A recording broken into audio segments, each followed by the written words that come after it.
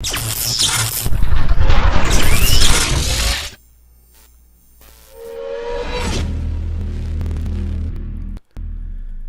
is RadioOnFire.com. Yours truly, Diamond K, in here. Thank you for joining me, and welcome back to the show. Of course, we are at Radio on Fire Studios, the newsroom here in Baltimore, Maryland. So, the thing that is really having people riled up right now, at least in the state of Georgia, really across the country, has been abortion law and the attack on a woman's right to choose. Some people do not believe that women have the right to choose what happens with their bodies. So we're going to talk about that today. Of course, Alyssa Milano at the forefront of a social media debate that's going on. But where did it start? Earlier this week, the state of Georgia, they really put into play a law that has a lot of people nervous. This week, Georgia became the 5th state to ban abortion at 6 weeks after a last menstrual period, before many people even realize that they are pregnant. Now, its ban goes further than others because it criminalizes doctors and others who help induce abortions, as well as making those who are pregnant potentially liable for murder if they prompt a pregnancy loss. They could even be liable if they go to another state. Some people were saying, okay, well, I'm just going to have to make a move if I'm in Georgia and go somewhere else. You're still going to be held liable if you go somewhere else. 2 days ago, Alabama postponed a vote on what could be the country's most restrictive abortion ban, even more restrictive than the one that Georgia is doing. So that's where things are headed in regards to abortion. A lot of people nervous. I believe in a woman's right to choose. I do. But I also believe that at a certain point, you should not be having an abortion. So how can you believe both points? I'm in the center on this.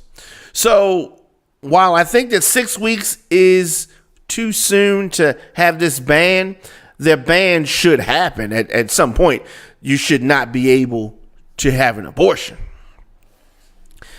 Women should not be forced to have babies if they don't want to, but at the same time, you should not be making moves that produce children if you don't want to have a child. So it's tricky. It's tricky. So what happened is that Alyssa Milano has called for women to launch a sex strike. A sex strike. She very outspoken young lady. So she had some interesting comments. She said this: our reproductive rights are being erased. Until women have legal control over our own bodies, we just cannot risk pregnancy. So women have control, and women have control.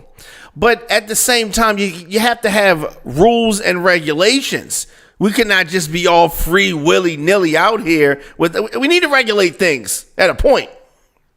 So Milano's proposed sex strike was meant to unite women in protesting against the restrictive new abortion legislation. That's what she was trying to do, unite women. Do you think women want to stop having sex? I think not. And is all women, are women just a something to just have sex on? That's the only bargaining chip that women have? I think not. And I don't know if that's what she was going at, but that's what it seems like she's trying to say. That's what it seems like she's saying.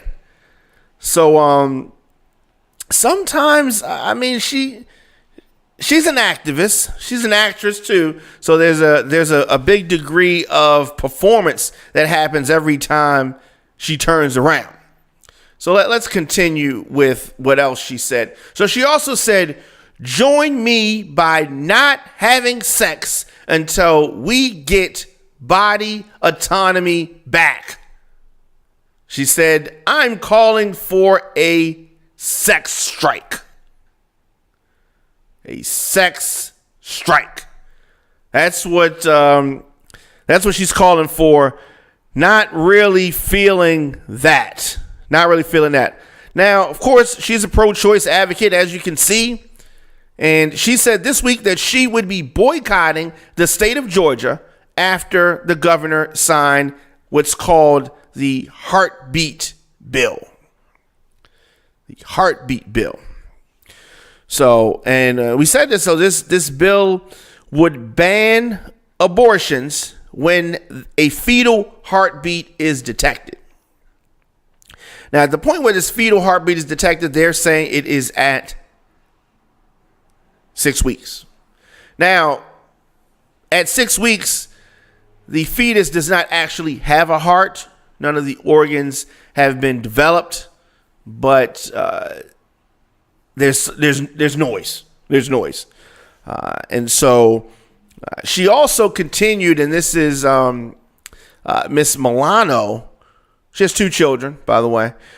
Miss Milano said that she has a show on Netflix, which is called Insatiable. And if Insatiable continues to film in Georgia, she will not return for a 3rd season. Now, as of this time, 3 companies have also said that they're going to boycott filming in the state of Georgia. Ooh, I'm sure that really scares people. We have to find a better way to combat this. And with the 2 additional conservatives on the Supreme Court, this is getting dicey for people that, are worried about them reversing Roe versus Wade, of course, which is the abortion legislation. I don't think that things are going to go back to the point where you had the coat, the wire hanger in the alley type of demonstration.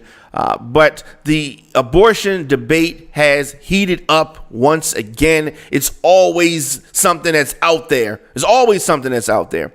So we're gonna see about that. But a sex ban, Miss Alyssa Milano, sex ban, not the way to go.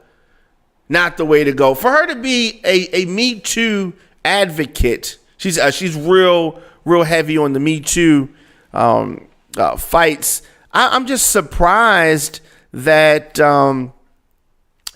she would take this course.